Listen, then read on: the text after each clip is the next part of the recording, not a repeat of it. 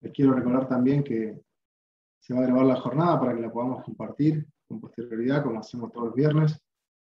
La charla del día de hoy se enmarca en una serie de jornadas que estamos sosteniendo desde abril del año 2020 y en el cual desde el Movimiento Nacional de Militancia Radical tratamos de poner arriba de la mesa temas que nos parecen importantes para debatir, para conocer y para tomar posición política, haciendo lo que entendemos que los partidos políticos deben hacer en momentos de ausencia de debate político, que nosotros seguimos sosteniendo este esfuerzo, y en esta convocatoria abierta no solamente a quienes son parte del movimiento, sino a quienes quieran participar. Hoy tenemos un tema de mucha trascendencia a nivel global. El título que nos convoca es 20 años en Afganistán, cambios y permanencias.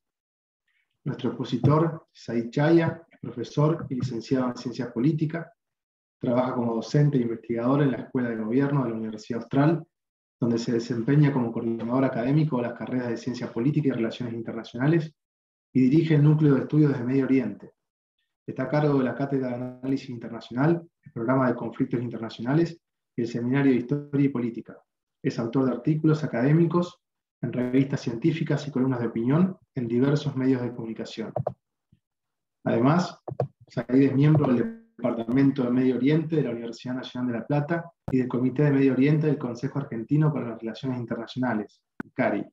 Actualmente se desempeña como presidente en la Unión Cultural Argentino-Libanesa de la Ciudad de Buenos Aires. Además fue becario, entre otras instituciones, del Departamento de Estado de los Estados Unidos, ocasión en la cual pudimos compartir con Said una hermosa experiencia en los Estados Unidos de América, y realizó cursos de perfeccionamiento en la Universidad de Estados Unidos, Líbano e Italia.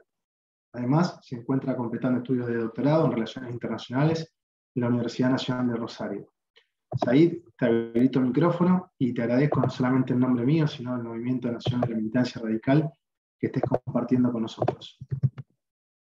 Ya está habilitado tu micrófono, lo podés desbloquear.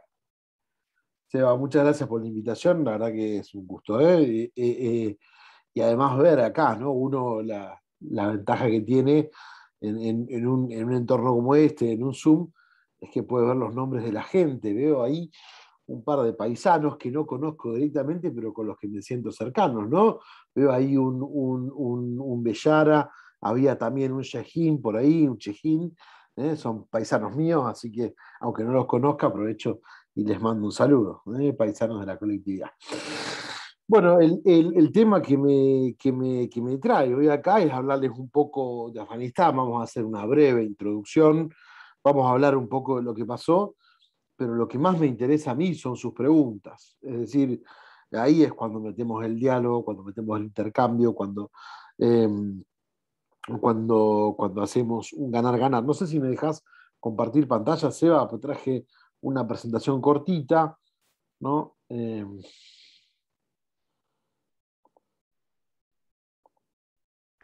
Ya te habilitas ahí.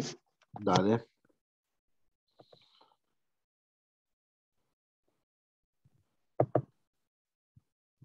Ahí está. Bueno. Ya está habilitado. Lindo. Bien. Entonces, no va a ser toda presentación, yo voy y vengo, más que nada, digamos, pero sí es como para tener una idea de lo que vamos hablando, ¿no?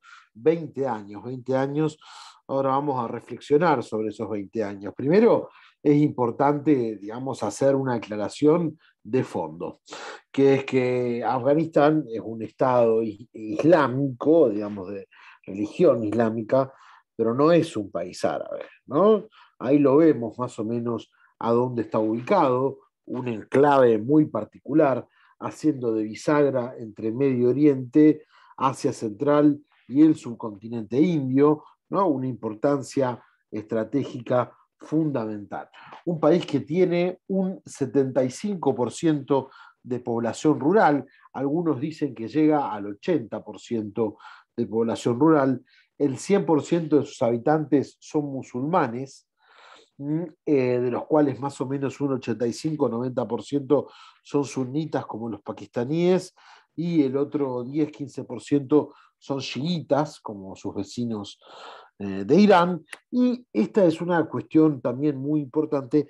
Hay dos idiomas oficiales en Afganistán. Un grupo, digamos, muy importante, como vemos, una amplia mayoría habla el Dari, que es así como el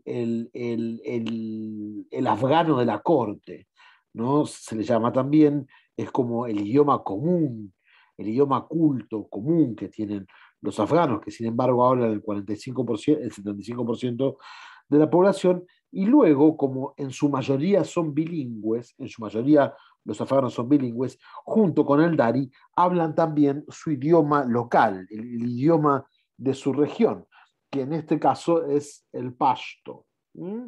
Vemos que el 45% de los afganos hablan pashto. Esto quiere decir que, si bien son una minoría dentro del conjunto afgano, son una minoría importante, es decir, son la minoría más importante dentro de Afganistán. Son lenguas derivadas del iraní, en ambos casos, y utiliza esa forma de escritura. Eh, Esto que vemos, ¿no? Hemos visto cómo en el año 2001 la OTAN organizó esta misión de invasión a Afganistán, sobre la cual ya hablaremos. ¿eh? Pero lo cierto es que Afganistán siempre estuvo a merced de las grandes potencias, por lo menos desde el siglo XVIII, ¿sí?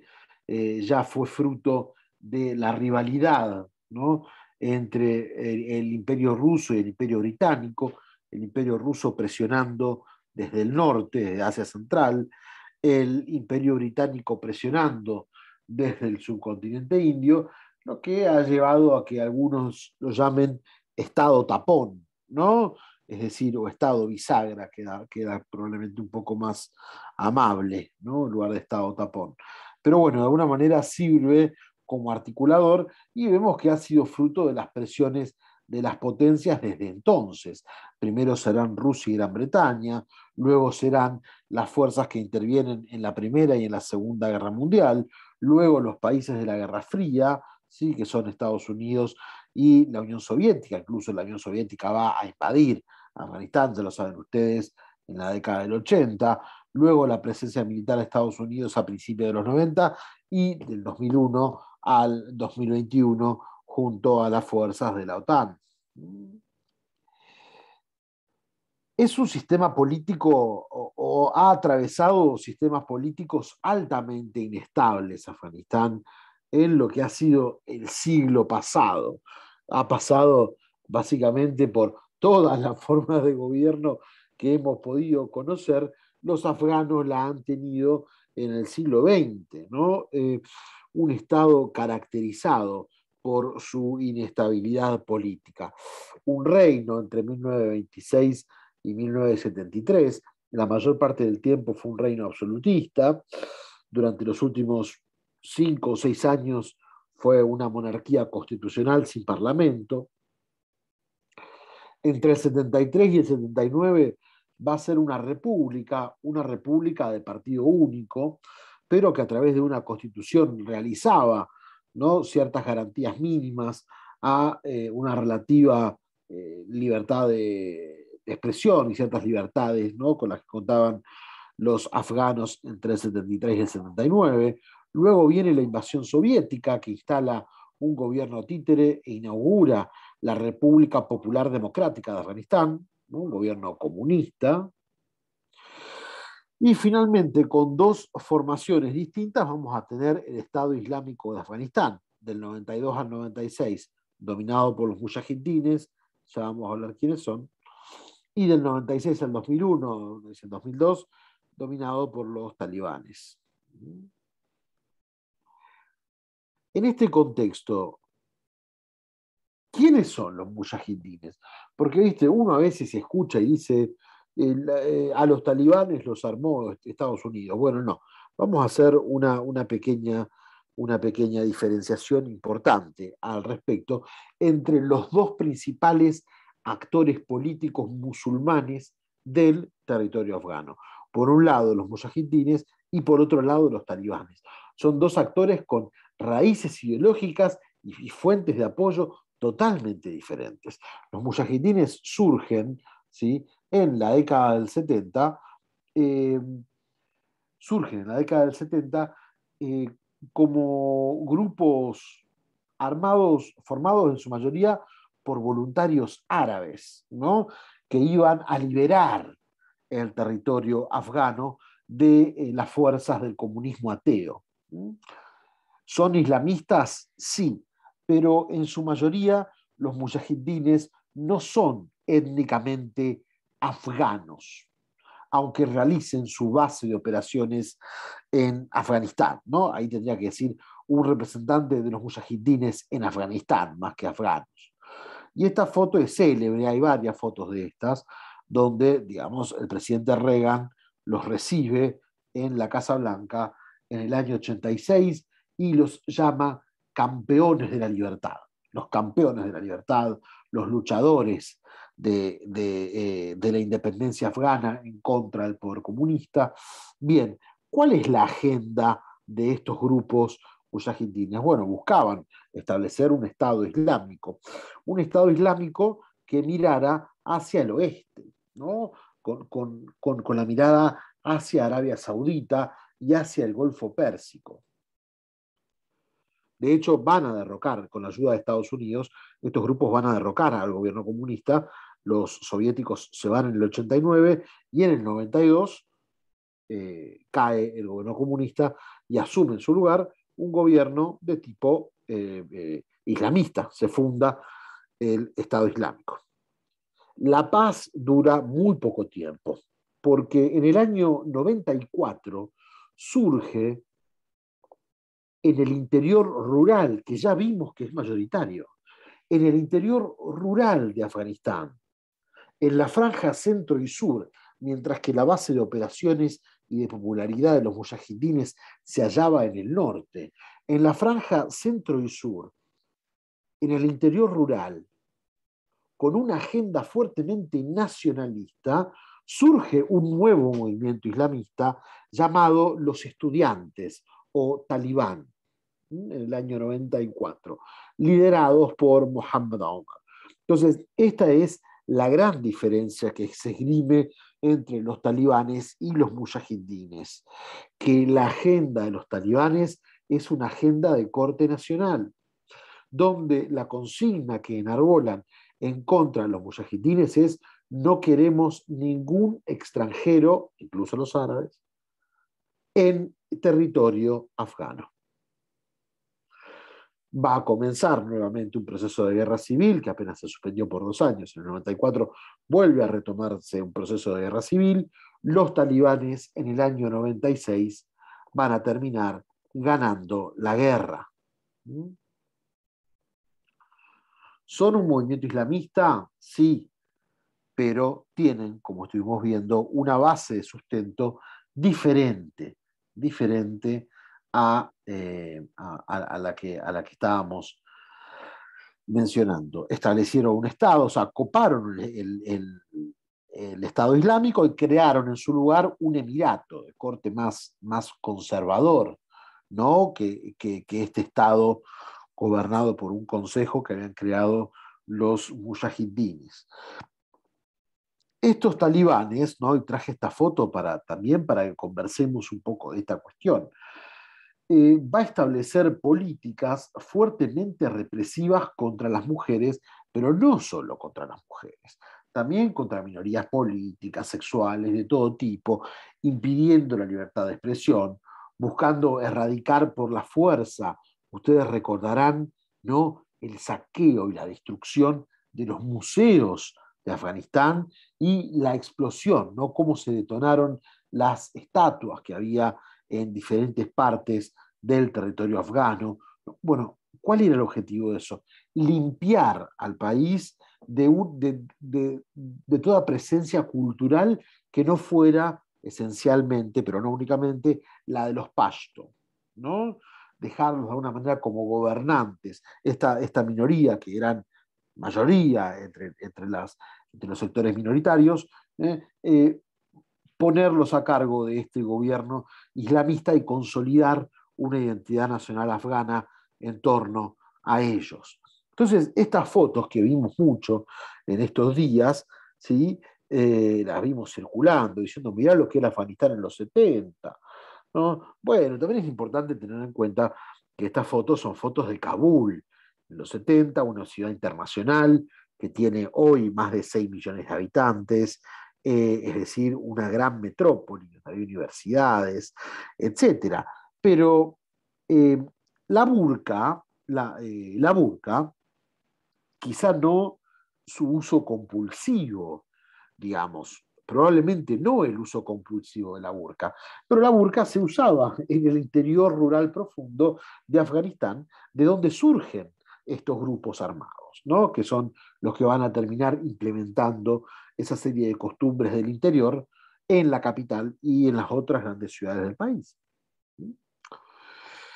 Lo que pasa es que, bueno, claramente todo esto se dará por la fuerza, ¿no? Es decir, se reglamentará una pauta cultural. ¿Mm? Además de todas las otras exigencias, ¿no es cierto? Básicamente van a crear una apartheid en contra de las mujeres, sacándolas del- de los sectores de la educación, de la salud, del gobierno, etcétera, ¿no? Acá hubo una salvedad, porque se estableció entonces la ley islámica en el país.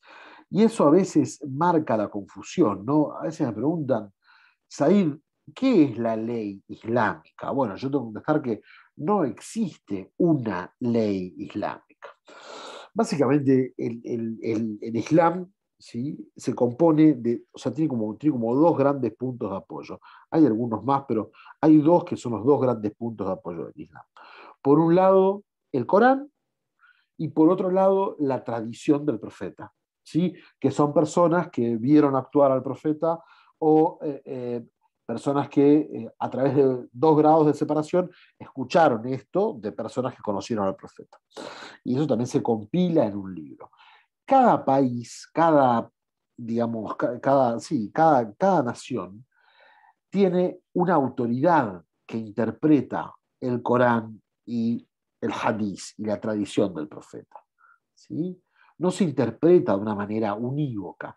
Por eso cuando hablamos eh, de la ley islámica, en realidad deberíamos hablar la ley islámica en Afganistán, porque va a ser otra la ley islámica en el Líbano o en Siria o en Palestina que la que habrá en Emiratos y la que habrá en Arabia Saudita, que la de Arabia Saudita, les digo, es bastante parecida a la de los afganos, ¿no? Pero distinta a la de Irán, por ejemplo, ¿no? Que habitualmente uno tiene, ¿no?, de alguna manera demonizado. Eh, ¿Qué pasó en el año 98? Este hombre ya lo conocen, aquel que no debe ser nombrado, ¿no? Lo conocen, Osama Bin Laden, uno de los rostros más conocidos. ¿Qué sucede en el año 98? El gobierno talibán va a comenzar a tambalear. Y va a ser necesario la formación, el pragmatismo de una alianza entre los talibanes y algunos sectores de los mujahidines que habían sido derrotados en la guerra que había terminado en el 96. ¿Sí?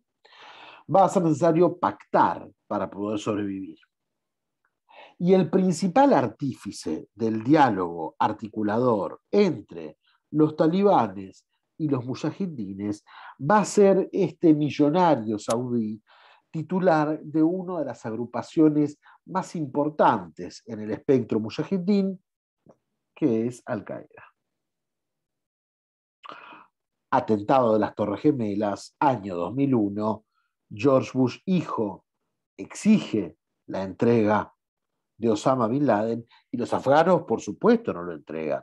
No lo entregan porque la supervivencia del régimen dependía de Osama Bin Laden, que era el arquitecto del diálogo con los otros grupos que le hacían la guerra a los talibanes.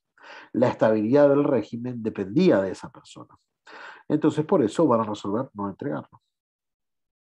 Y la respuesta es la que ustedes ya conocen. En octubre, Estados Unidos va a comenzar una invasión que después tendrá el apoyo de la OTAN, etcétera, ¿no? Y bueno, vimos un gobierno, ¿no?, que ha durado más de 20 años, básicamente, en el territorio. ¿Qué es lo que pasó acá? Básicamente construyó, es decir, se construyó el poder de espaldas y en competencia con ese interior rural. Mientras estuvo la presencia militar, estuvo todo bien, pero el gobierno de Kabul va a constituir instituciones que van a competir con las instituciones tradicionales conservadoras del interior del país, que constituye, que agrupa al 75% de la población. Esto no quiere decir que todo el interior rural son todos talibanes, no. Pero sí que de alguna manera esta actitud de la capital, ¿no?, fuertemente internacionalizada y atravesada por los intereses extranjeros, va a entrar en conflicto con ese interior rural donde van a resurgir los talibanes. Bien, con la consigna, la misma consigna del 96, fuera los extranjeros del territorio afgano. Y así van a comenzar a construir poder nuevamente. Entonces, a veces nos quedamos asombrados. ¿De dónde salieron? Si los derrotaron en octubre, noviembre de 2001. No, mire, señor, ya en 2003, 2004 estaban activos nuevamente. Estos grupos estaban activos nuevamente, ¿no? Pasa que no tenían visibilidad. Talibanes 2.0, ¿no? Hace menos de una semana atrás vimos que estos grupos retomaron Kabul, vimos imágenes de desesperación. A mí me hizo acordar mucho a la salida de Vietnam, la presidencia de Nixon. Yo supongo que ustedes también, veo acá algunas personas que son de aquella época, probablemente recuerden, ¿no? O hayan visto en algún libro lo que pasó, ¿no? Y vemos también una serie de promesas por parte de este nuevo gobierno. Vamos a respetar a las mujeres, queremos que haya diversidad, ¿sí? No vamos a permitir justicia sumaria, vamos a traer a diferentes grupos políticos. Yo soy bastante pesimista con respecto al futuro de Afganistán. Soy bastante pesimista sobre el grado de liberalización que pueden asumir estos grupos tradicionales, ¿no? Porque, ¿cuál fue la respuesta de Occidente? La respuesta de Occidente fue brutal. Fíjense que el representante de la Unión Europea, el canciller ruso y el presidente chino, después vamos a ver qué dijo el presidente de los Estados Unidos, pero básicamente lo que dijeron fue, genial que hayan ganado la guerra, en la medida en la que no permitan que haya grupos que se infiltren en Asia Central y en Pakistán, hagan lo que quieran. Incluso en Rusia llegó a decir, están mejor ahora que, ¿no?, que lo que estaban antes. Este gobierno va a traer mayor estabilidad, no vamos a cerrar nuestra embajada, nos vamos a quedar ahí. China dijo lo mismo, ¿no? En la medida en la que no se afecten nuestros intereses en Asia Central, esta iniciativa de la Franja y la Ruta que tiene China, ¿no?, de inversiones en obra pública, etcétera, en la zona de Asia Central, en la medida en la que no se afecten nuestros intereses en Asia Central, que los talibanes gobiernen con gran tranquilidad, ¿no? Algo parecido escuchamos decir a los de la Unión Europea. Yo, la verdad que lo escuché al presidente de Francia, no de Zimbabue, de Francia, diciendo que lo más importante de esto era ver cómo controlaban el influjo de los migrantes que iban a estar llegando este segundo semestre a Europa, ¿no? Esa es la gran preocupación del jefe de Estado de una potencia internacional. ¿En serio? Bien, parece que sí. Incluso en el Departamento de Estado se han mostrado partidarios, es decir, bueno, no descartamos la posibilidad de dialogar con el nuevo gobierno. Entonces, los estados tienen amores, perdón, los estados tienen intereses, no tienen amores, decía De Gaulle, ¿no? Y esto nos muestra que la gente de Afganistán no representa un interés profundo para las potencias que juegan globalmente. Y esto nos despierta, ¿no?, muchas dudas. Finalmente vimos lo que pasó ayer antes de pasar a las preguntas. ISIS-K, o Estado Islámico de Jorasán, realizó sus primeros atentados en territorio afgano. Yo me acordé de ese himno medieval que dice: tanto al tirano le place hacer de su orgullo ley, que por deshacer a un rey, 1.000.000 de reyes hace, ¿no? ¿Qué va a salir de esto? Y bueno, yo lo que yo estoy viendo es un empoderamiento por parte de los talibanes y una legitimidad de cara a Occidente a que dentro, en la medida en la que combatan a estos grupos, van a poder hacer lo que quieran en el interior del país. Muy similar a lo que vimos que pasó en Siria, ¿no? Al principio estaban todos en contra del presidente Bashar al-Assad en Siria. Cuando Bashar al-Assad se convirtió en la persona que encabezaba la campaña de Hezbollah en contra de Estado Islámico, pasó a estar respaldado por ciertas potencias que antes lo rechazaban. Por lo menos no se le dio el beneficio del silencio. Bueno, hasta acá llegué yo, y la verdad que tengo ganas de escucharlos, ¿no? De escucharlos a ustedes, las preguntas que me quieran hacer, lo más jugoso. Bueno, muchísimas gracias, Aid. Mira, ya fueron llegando unas cuantas preguntas que te voy a ir trasladando. Por un lado, Fernando de Buenos Aires te pregunta, 3 interrogantes: ¿cómo es su economía? ¿Qué producen? ¿De dónde sale el dinero? ¿Cuál y por qué tanto interés plantean, me imagino yo, que foráneo? ¿Y quién los provee de armamento? Bueno, la economía afgana es una economía basada fundamentalmente en la minería y en ciertos cultivos, ¿sí? Ha sido territorio fértil para el cultivo y la exportación de opio en la década de los 90, pero hoy básicamente la economía afgana estaba dependiendo fuertemente en la extracción minera, hoy por hoy, ¿sí? Aunque no descarto que los otros circuitos comerciales ilegales sigan estando activos, la verdad que no lo sé, pero seguramente deben haber estado activos, constituyendo fuente de ingreso para los talibanes, fundamentalmente, que fueron los que desarrollaron este tipo de actividades. ¿Por qué tanto interés? Y el interés surge por su posición, creo yo, geoestratégica, ¿no? Está ubicado en un sector cuasi fronterizo con China, en la frontera exterior, como dicen los rusos. Los rusos hablan de una frontera interna y una frontera externa. La frontera interna es la frontera de Rusia, propiamente dicha, y la frontera externa son las fronteras de los ex países soviéticos. De alguna manera está ubicada en la frontera externa, ¿no? Está al lado de Irán, un vecino poderoso e incómodo a los intereses de Estados Unidos en Medio Oriente también. Yo creo que acá Estados Unidos la pifió, perdón, abro un paréntesis, no sé si me haces esa pregunta, si no me haces preguntas lo voy a opinar yo. Yo creo que Estados Unidos la pifió fuertemente acá, porque el principal eje de derrame que puede tener este conflicto es hacia Pakistán, que es uno de los aliados más importantes que tiene en la región Estados Unidos.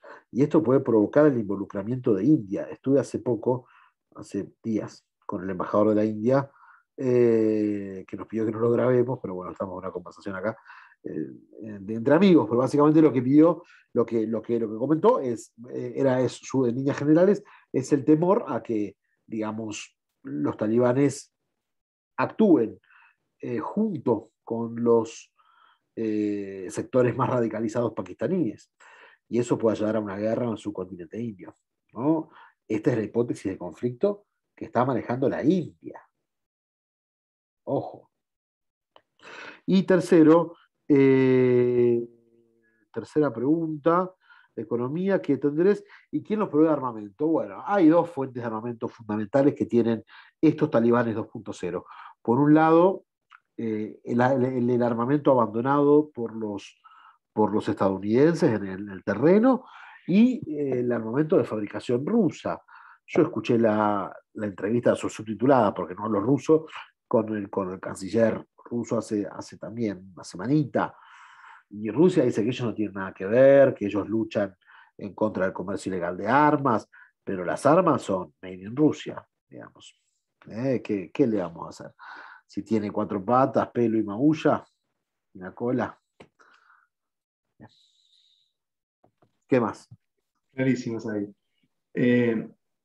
Te traslado otra pregunta, realiza Alicia Tate. ¿Qué medidas te parece que puede impulsar la comunidad internacional para proteger los avances conseguidos en los últimos 20 años respecto a los derechos de las mujeres? Alicia, yo acá creo que hay un problema fundamental. Y es que a las potencias, por cómo las veo paradas hoy, en la foto de hoy, hay un marcado desinterés de las personas que juegan a la gran política sobre la situación de las personas en Afganistán.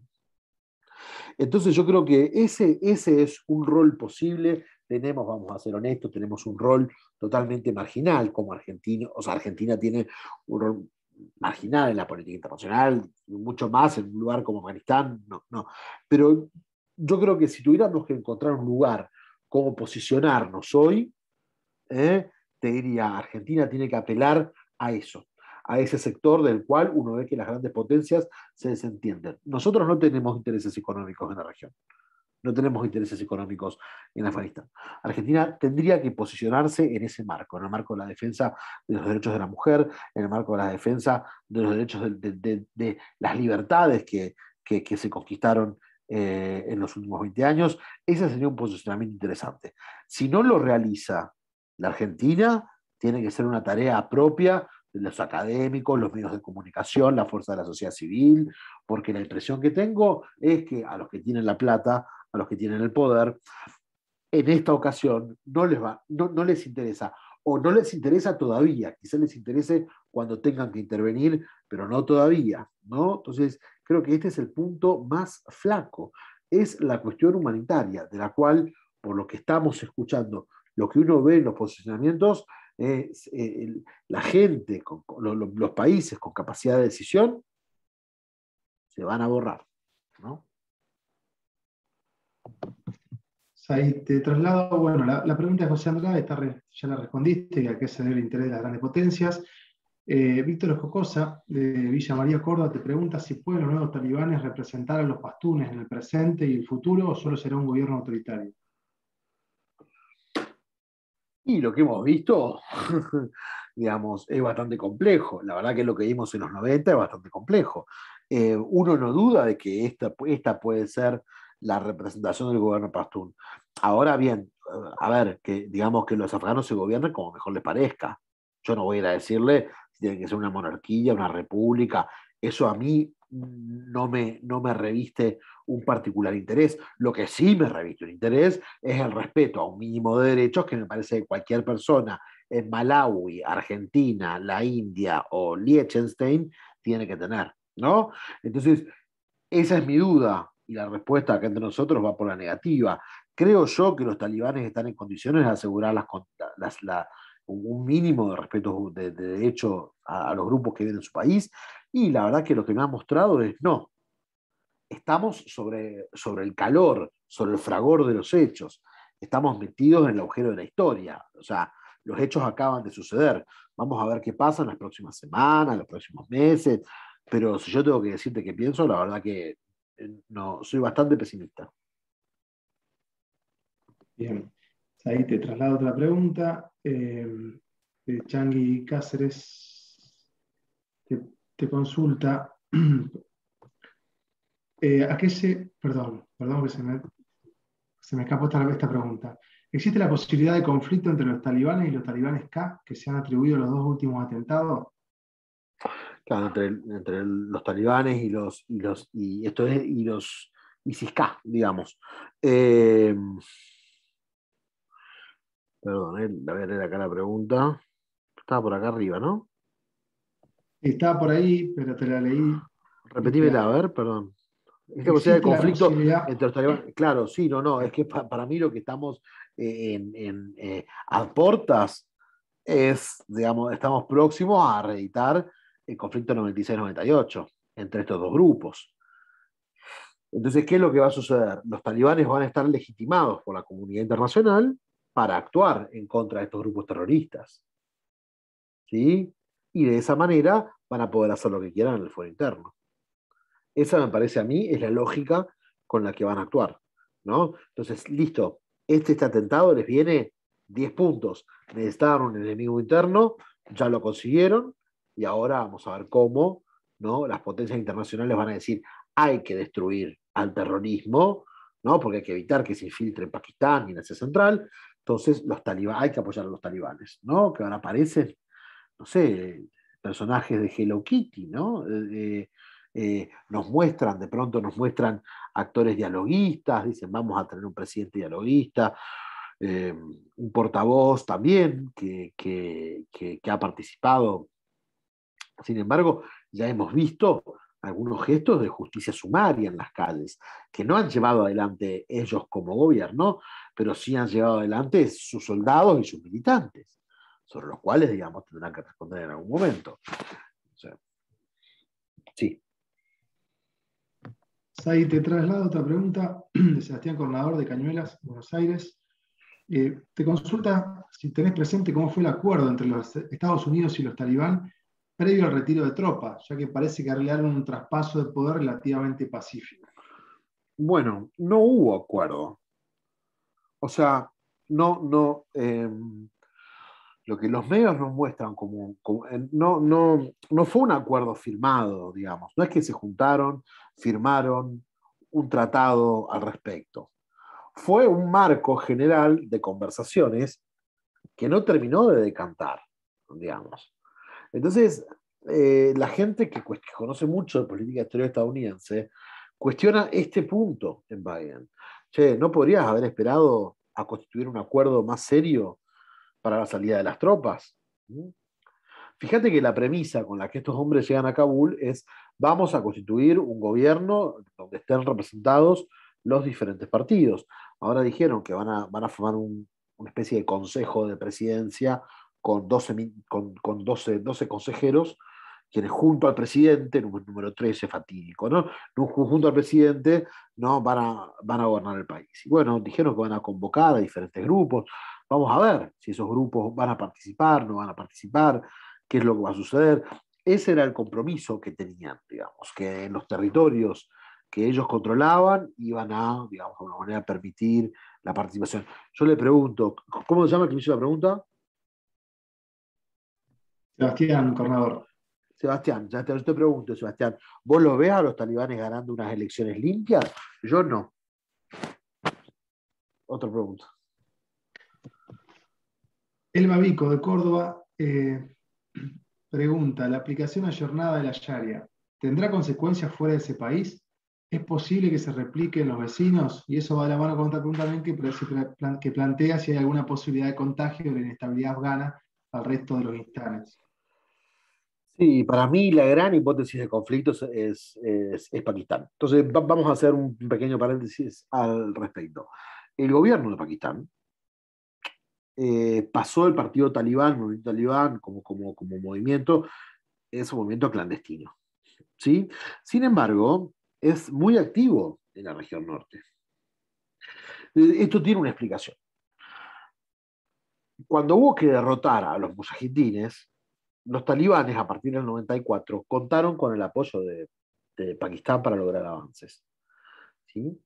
Por eso, digamos, algunos insisten en que, digamos, en realidad fue gracias a Pakistán que los talibanes logran conquistar el poder en el año 96.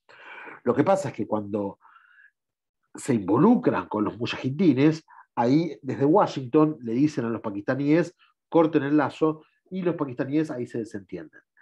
Pero el lazo entre el talibán y Pakistán es tan fuerte que algunos afirman de que, o sea, tienen infiltrado el sistema de inteligencia, los altos mandos de las Fuerzas Armadas, es decir, tienen personas suyas en esos sectores, ¿no?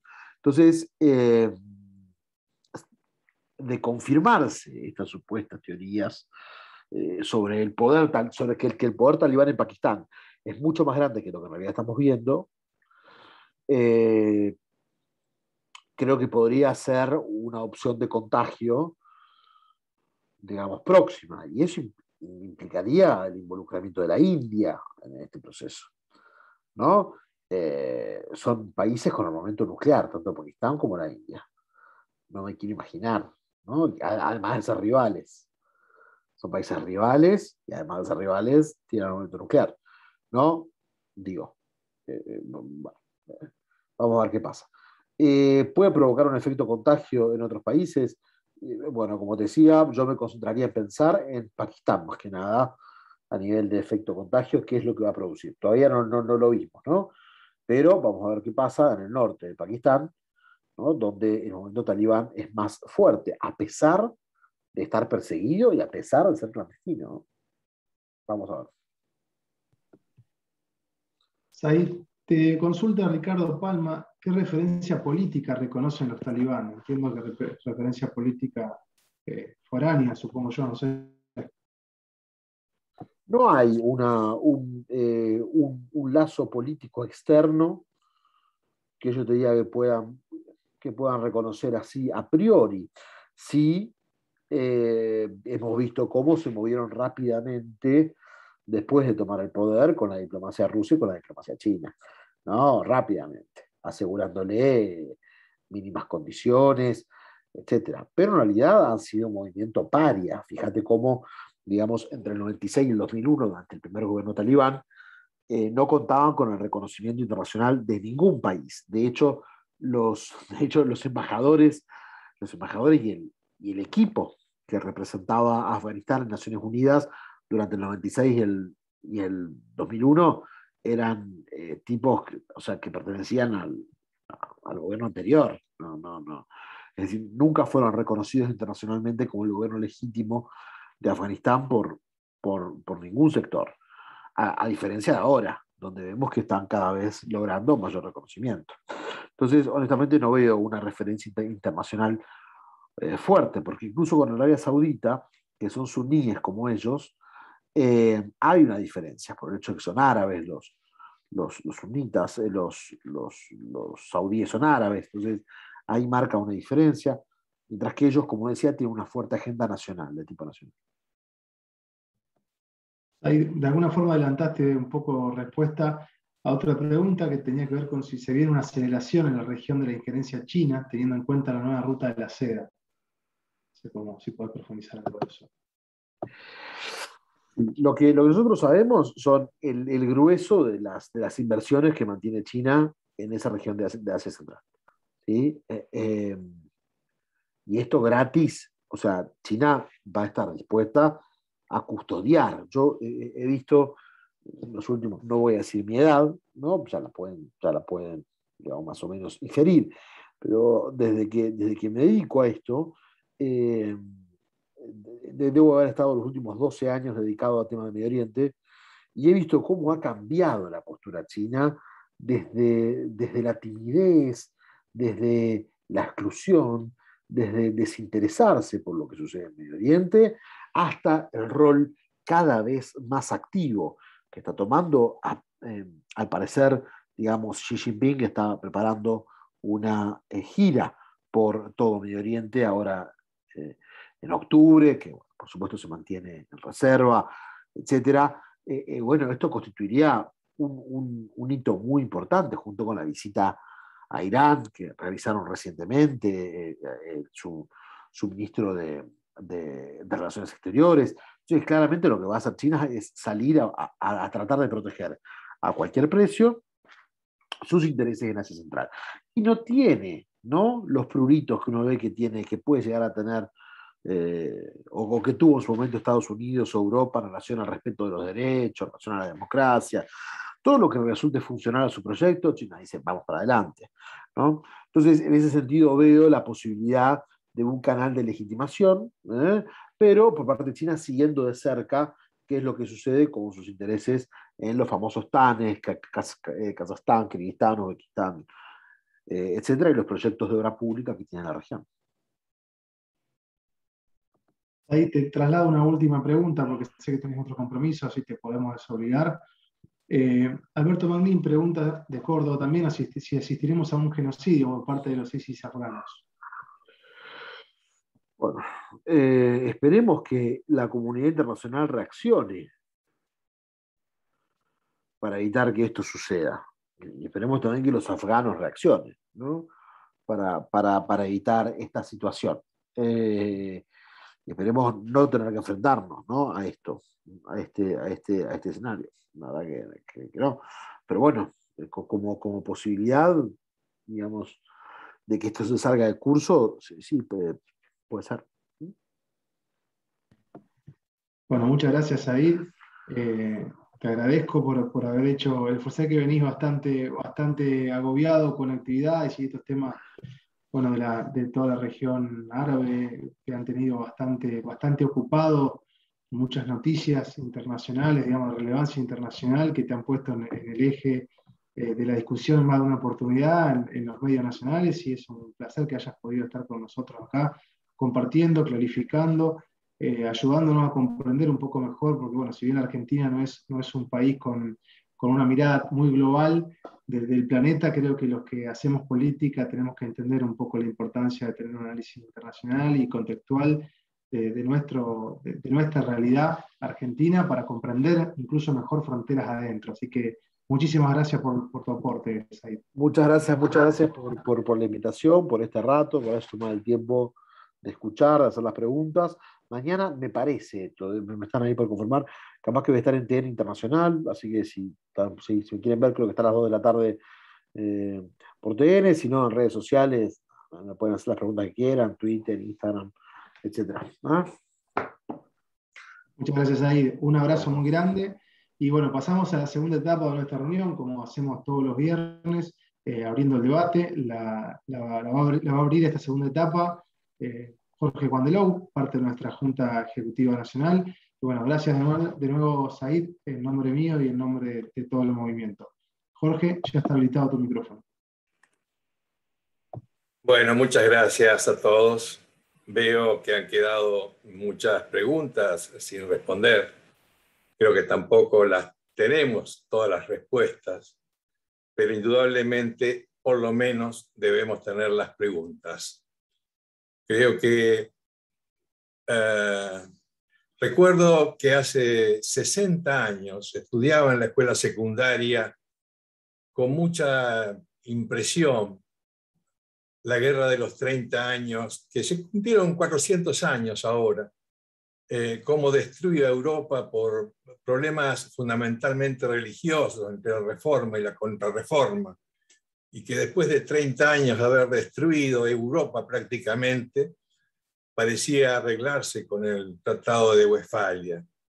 Y me impresionaba mucho, y justo en esa época, recuerdo que Luis León regresa de un viaje a China y me comenta que en una charla con Mao Zedong, era presidente de la Comisión de Relaciones Exteriores en ese momento, que encabezaba la delegación, y me comenta en ese momento que Mao Zedong le dice que las próximas guerras iban a ser guerras de tipo religiosas.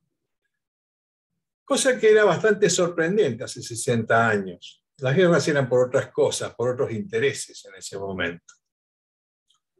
Pareciera que fue así. Y después vimos cómo se destruye Europa con la guerra de los 100 años, llamada de los 100 años, que en realidad duró 126. Y vemos cómo permanentemente se van desarrollando otras guerras. Y vemos cómo Afganistán hace 100 años que viene de mal en peor, con gobiernos corruptos, con invasiones, con incompresiones de su cultura. Y hoy vemos este resultado. Y creo que los radicales debemos tener ciertas posturas sobre política exterior que son fundamentales. Nosotros teníamos una, que los pueblos eran sagrados para los pueblos y los hombres eran sagrados para los hombres. Pero ¿qué pasa cuando vemos que se violan derechos humanos? ¿Qué pasa cuando vemos que hay regiones que pueden estar absolutamente convulsionadas y quién sabe por cuánto tiempo? Recordemos la actitud de Raúl Alfonsín en Contador a lo importante que fue. Argentina tampoco era un país tan importante en aquella época para el concierto americano o mundial. Y sin embargo, la participación de Alfonsín en Contadora fue fundamental. Hoy el radicalismo no habla, no dice, no se expresa, habla de candidaturas, tiene sus puertas cerradas para los militantes y tiene sus ventanas abiertas para que entren los candidatos. Pero expresar cuáles son los ofrecimientos políticos que tiene la Unión Cívica Radical, no los escuchamos. Y creo que ese es el gran debate que debemos hacernos nosotros los radicales. No importa si nos gusta tal o cual candidato, pero tenemos que darnos cuenta lo lejos que estamos de un mundo y de un país propio que no comprende para qué sirve la política o qué hace la política. Que no comprende que no todos los políticos son mafiosos o son delincuentes. Que no todos los políticos estamos buscando el poder para tener poder. Y estas cosas que están sucediendo en el mundo, estas violaciones a los derechos humanos, estos intereses ocultos que no se ven y cómo juegan, estos riesgos que se ven, que decía Said, que van a afectar seguramente más al lado de Pakistán y la India. Pero yo no sé tampoco cómo van a afectar del lado de Medio Oriente.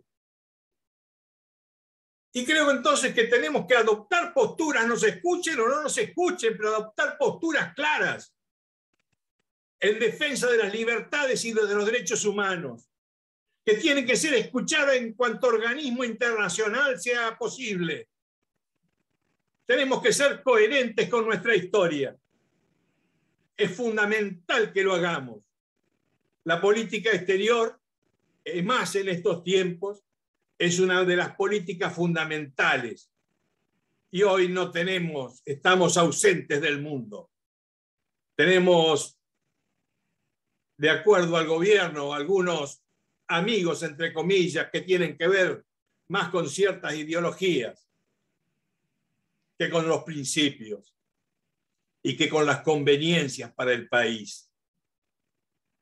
O sea que todos estos debates son importantes, todos estos aportes que hacemos los viernes son realmente importantes para que nos preguntemos, para que realmente nos preguntemos qué podemos hacer, qué debemos hacer en el campo internacional y en el campo nacional. ¿Qué tenemos que ofrecerle al país para decir que es un partido político? Que no somos el partido muerto del siglo pasado, que no somos el partido del pasado. Este es el partido que, aunque muchos lo quieran vender como el partido del pasado, va a ser el partido que se necesite en los próximos tiempos, cuando la República se canse de los tránsfugas que se dicen políticos, actúan en nombre de la política, pero en realidad solo defienden intereses sectoriales o personales. Esa corrupción degrada todo. Esa corrupción degrada la posibilidad de acuerdos, degrada la posibilidad de reencontrarnos en el mundo. Y aquí estamos entonces, desde este pequeño movimiento nacional de la militancia radical, de este pequeño movimiento, pero que tiene vigencia en todo el país, que estamos luchando por los principios, por recuperar los principios, que no son para volver al pasado, sino que son para recuperar la posibilidad de ofrecer un futuro mejor a la patria. Y estamos aquí entonces, y sin vergüenza, sin ninguna vergüenza, podemos exhibirnos orgullosos, aunque nos descalifiquen, aunque nos digan que somos el pasado, los principios que estamos defendiendo son los principios del ayer, pero son los principios también que le van a dar la posibilidad de un futuro mejor a los argentinos. Así que muchas gracias a todos por participar. Y ahora sí pueden hablar los que tenían levantada la mano. Bueno, muchas gracias, Jorge. Bueno, la mecánica, como siempre, 5 minutos para los que se van a anotar una lista de oradores. El primero es Jorge Cheín, de Tucumán. Jorge, está habilitado ya tu micrófono, tenés que desmutearte.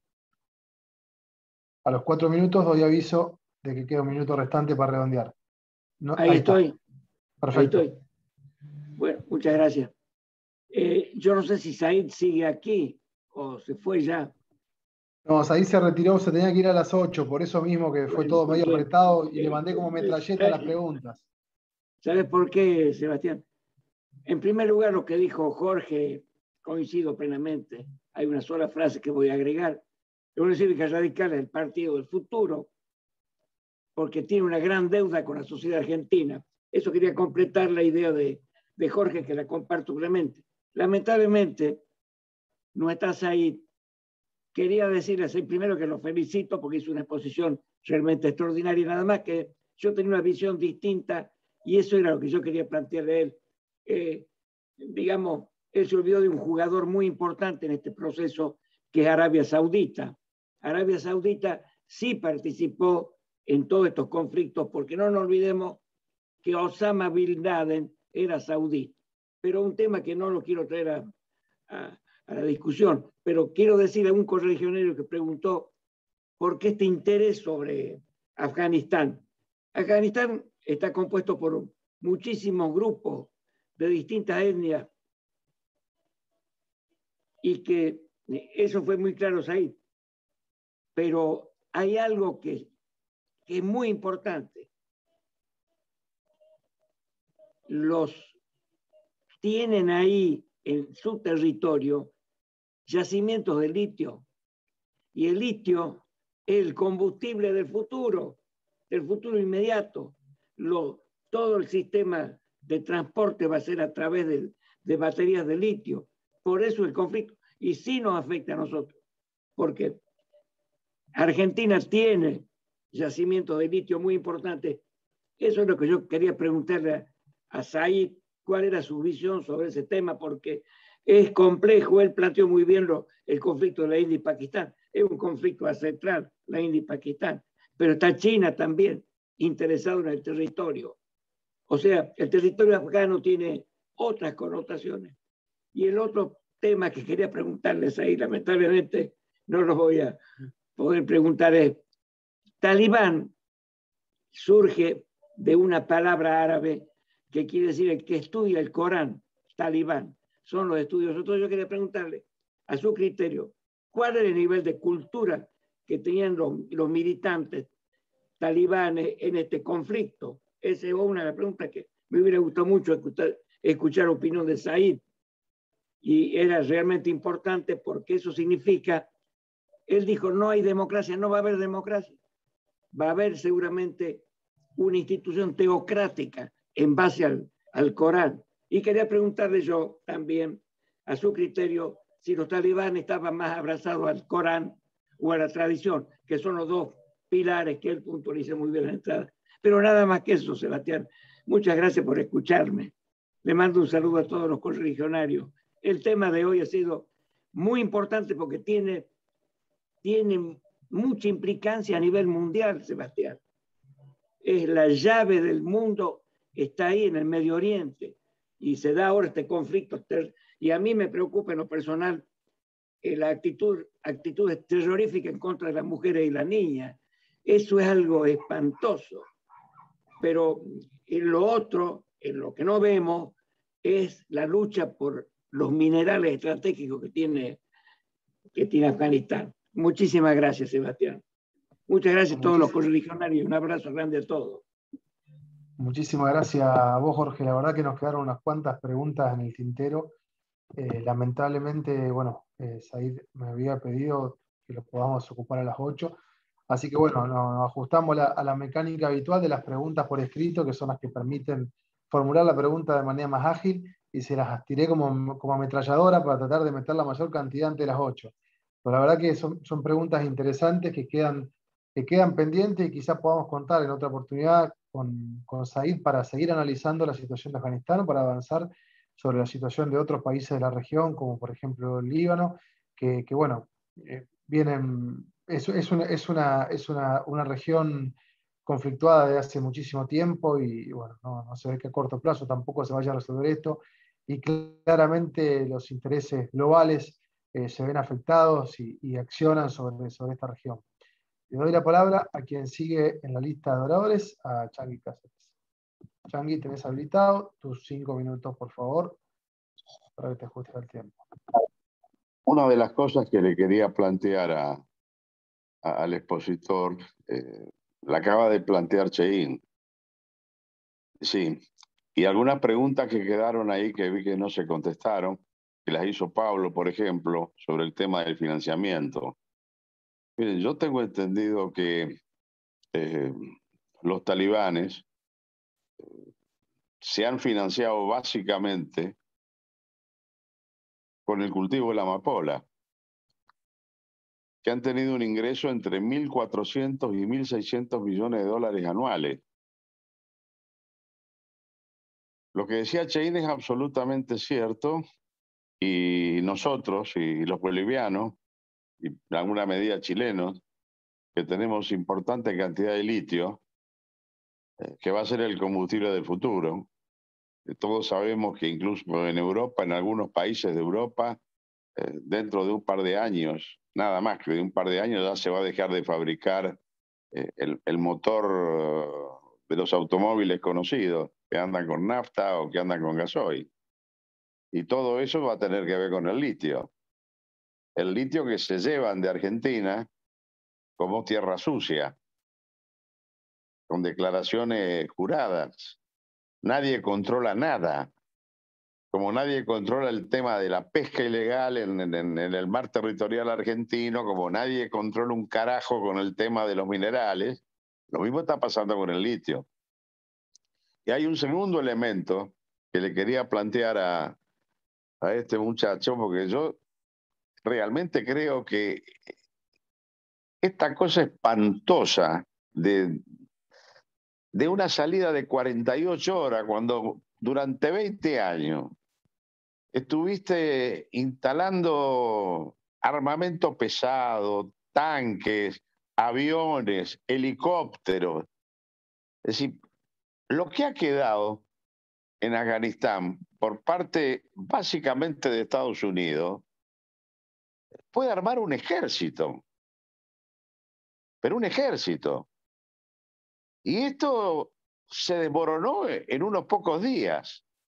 Y yo creo que esto que se desmoronó en unos pocos días es otra cuestión que nosotros la tenemos que computar porque la tenemos muy, muy encima en Argentina, que es el tema de la corrupción. Yo creo que toda esta caída estrepitosa en días tiene que ver con la corrupción. Es decir, era un gobierno corrupto. Se compraban armas para armar, supongamos, según ellos, 300.000 soldados. Pero había 150, no 300.000, que tenían X cantidad de policías, que significaba X cantidad cada 100 habitantes. Tenían la mitad. El negocio estaba a la vuelta de cada esquina. La corrupción estaba a la vuelta de cada esquina. Yo me he cansado de pregonar que un país con corrupción no puede desarrollar ningún proyecto, ni de izquierda, ni de centro, ni de derecha. Y un país con corrupción se termina cayendo a pedazos en 48 horas, menos de una semana, como ha pasado con Afganistán. Y la última reflexión que le quería plantear, porque es la idea que tengo, yo creo que en el tema de Afganistán se equivocaron en el planteo del principio. porque funcionaron con una mentalidad de Occidente y no con la mentalidad de los afganos. Es decir, fundamentalmente nacionalistas. Lo dijo este muchacho Cheín, es absolutamente así. Con una proliferación de etnias impresionante. Yo no quiero tirar el número que recuerdo haber leído porque parece un disparate. Porque es cierto, la pastún tiene el 45%, pero la proliferación de etnias para completar el otro 55% es infernal. Entonces, en la mentalidad occidental uno tiene la Constitución, tiene las leyes, tiene esto, tiene lo otro, la república, la división de poderes, pero eso no está en la mentalidad afgana. El tema de los derechos individuales y el tema del respeto a no existe en la cabeza de ellos. Por lo tanto, cuando vas a trasplantar una cuestión en una población y en un país que tiene una mentalidad con valores totalmente diferentes, si no tenés en cuenta eso, estás frito. Y yo creo que, bueno, que es el tema que pasó y ahora es probable que suceda lo que dice este muchacho. Yo creo lo mismo, es decir, creo que van a salir fortalecidos los talibanes porque en última instancia meterse otra vez en el despelote. Es decir, los ingleses no pudieron, los rusos no pudieron, los norteamericanos no pudieron, y los musulmanes para meterse tuvieron 700 años. No se mete más nadie ahí. Se van a terminar negociando con los talibanes sobre la base de hacer una cosa medianamente para la mentalidad, digamos, mixturada de los afganos por un lado, con su nacionalismo, y en alguna medida de Occidente, alguna cosa un poquito más moderada, con lo cual van a tener esta pelea con los talibanes K. Cada minuto, Chanqui. Y esto es simplemente la reflexión que le quería plantear a este muchacho para ver qué planteaba, pero bueno, se fue, las dejo planteadas ahí. Chao. Si quieren, después, bueno, charlaremos, pero veremos la posibilidad de que tengamos un segundo round, porque la verdad que daba para mucho más este tema. Una pena que no hayamos podido prolongar un poco la conversación. Le doy la palabra a quien sigue la lista de oradores. Alberto Magni, tenés habilitado ya tu micrófono.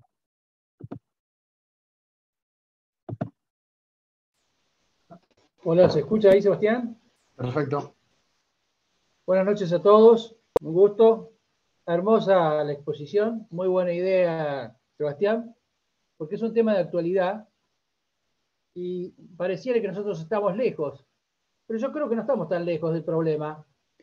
Nosotros no tenemos que olvidar los atentados a la embajada y a la AMIA.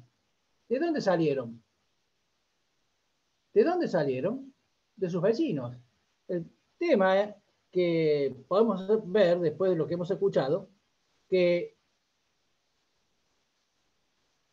esta gente, el ISIS y los grupos revolucionarios,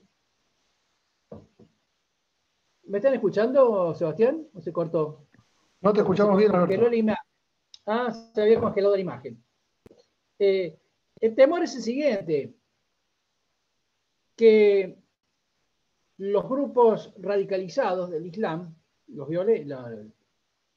puedan generar nuevas incursiones acá en América, pero no solamente en Estados Unidos.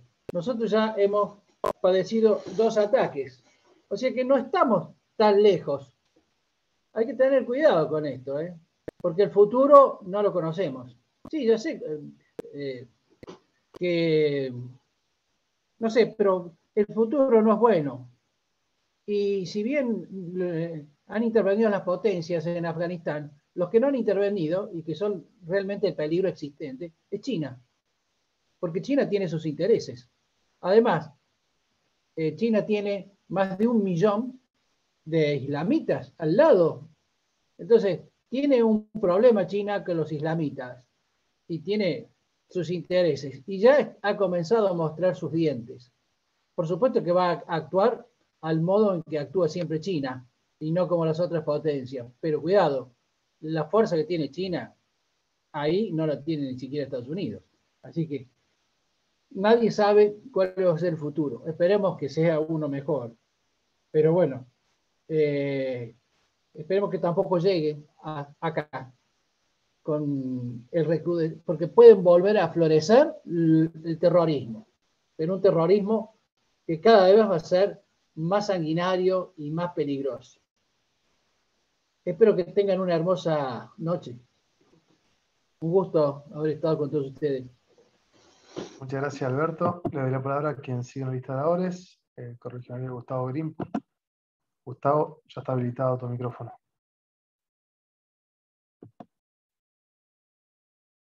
¿Te puedes desbloquear? ¿Se escucha? Perdón. ¿Se escucha? Ahí se te escucha. Sí, se te escucha bien. Perfecto. Me aparece bloqueado, pero se te escucha. Bueno, yo también, al igual que los amigos que me precedieron, me he quedado con algunas consultas, porque me parece que hay otro jugador que la excelente exposición de Said, por razones seguramente de tiempo, omitió, que es la influencia de Irán. El atentado reciente en el aeropuerto no es de talibanes-K, es de ISIS-K, que es un grupo fanatizado, teocrático, de lucha por la yihad, que está en conflicto abierto con la tradición talibana y que, por lo menos en su versión original de ISIS, tenía fuerte financiamiento, fuerte apoyo y fuerte promoción de parte del Estado Islámico de Irán. El K es por la zona de Khorasan, en el límite con Pakistán, o no en el límite, digamos, que abarca parte del sur de Afganistán y noroeste de Pakistán, y que sí describió muy bien Said respecto de cuál es la influencia de formación de esos grupos. Pero, digamos, lo que es una preocupación, especialmente si uno lo ve con una visión un poco más endogámica desde Occidente, es que a pesar de la excusa formal que puso malamente el presidente Biden en su primer discurso después de la caída de Kabul, diciendo de que una vez que se desarticuló Al Qaeda y se eliminaron sus principales cabecillas, Afganistán dejó de ser prioridad en la seguridad nacional norteamericana. Esto en realidad de dudosa consistencia y por supuesto distractivo de cuál era la cuestión principal, que era los errores de inteligencia o los errores de logística o los errores de juicio del presidente respecto de cómo se retiraba de la zona, de forma que no fue negociada y de forma que no garantizaba las perspectivas de algún posible equilibrio hacia adelante. Y ese desequilibrio, teniendo justamente, creo que algo mencionó tangencialmente Magnini recién, a Irán de vecino y al lado, y con fuerte influencia sobre ISIS, es un factor de desequilibrio hacia Occidente adicional, porque claramente es confrontativo, es una hipótesis de conflicto nueva, adicional, potencialmente grave, sobre los países árabes petroleros, más aliados a Occidente, y fundamentalmente sobre los intereses occidentales en Israel. Por lo tanto, no es tan así siquiera la excusa formal del presidente Biden. Y creo que este es el punto que yo quiero remarcar brevemente en mi aportación a la excelente charla que escuchamos. Y es que creo que este es un tema que ha condicionado definitivamente la gestión del presidente Biden hacia adelante. Más allá de las perspectivas o no que pueda tener de tipo reeleccionario a futuro, que ya son muy eventuales, todavía tiene que enfrentar la elección de mediano término. Y creo que esto lo condiciona severamente, porque esto ha sido una retirada perdidosa, estigmática. Se dijo acá en alguna oportunidad, similar al fracaso kennediano en Bahía de los Cochinos y el retiro apresurado y también perdidoso de Nixon en Saigón.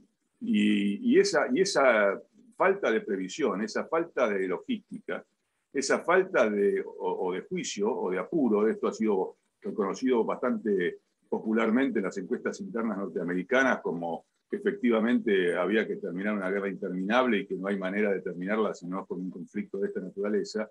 Todos tenemos la impresión lejana de observadores de la situación desde a la distancia, de que efectivamente sí había otras maneras de poder hacer este retiro después de tantos años, de forma más pautada, más serena, menos alineada con la locura nacionalista, digamos, populista del trumpismo, que terminó siendo convalidada por Biden y asumiendo él al final toda la responsabilidad.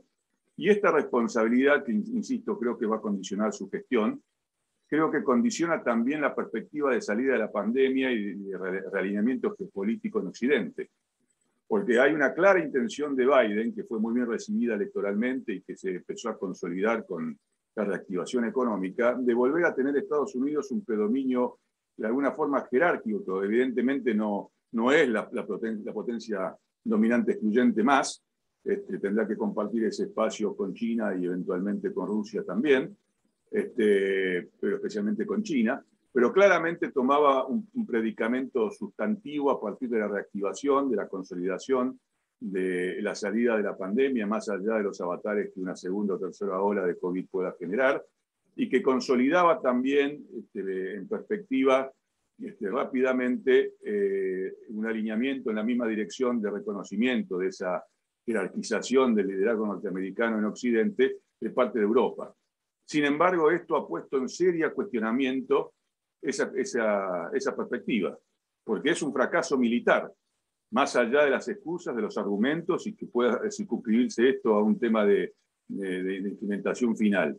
Pero es claramente un fracaso estigmático para los Estados Unidos y creo que condiciona esa perspectiva de posible recuperación del liderazgo y por lo tanto, digamos, restablece de alguna forma las incertidumbres propias de la época trumpiana, donde no había liderazgos claros, el mundo se movía en disonancia, con poca articulación geopolítica, y esto claramente afectaba todas las relaciones internacionales, de comercio, financieras, incertidumbres hacia adelante, etcétera, etcétera. Por lo tanto, hay acá un serio compromiso al proyecto integral, de tipo más filosófico, si se quiere, no solamente político, de la propuesta Biden, de restablecer ese liderazgo, de restablecer la clase media norteamericana, de poder salir de niveles de pobreza estructural en los sectores más afectados, digamos, de retomar un poco en tiempos modernos aquella visión demócrata de los años 60, inaugurada por la gestión de Kennedy. Y esa cuestión creo que ha quedado fuertemente comprometida con este fracaso militar final. Por lo tanto, me parecía que era importante también hacer esta reflexión. Creo que hay un nuevo elemento, por lo tanto, en Occidente y que seguramente va a condicionar las relaciones geopolíticas hacia adelante. Gracias, Eva. Muchas gracias a vos, Gustavo. Queda una persona más anotada en la lista de oradores, Ricardo Palma. Tenés habilitada la palabra. Ricardo, tenés que desbloquear tu voz. Ahí está, perfecto. Bueno, muy buenas noches.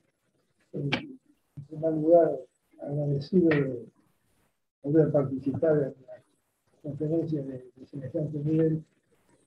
Luego, parece... Ricardo, disculpa, se escucha bastante mal. No sé si está bien direccionado el micrófono. Bueno, cuesta entender. Ahora, escucho. Ahora.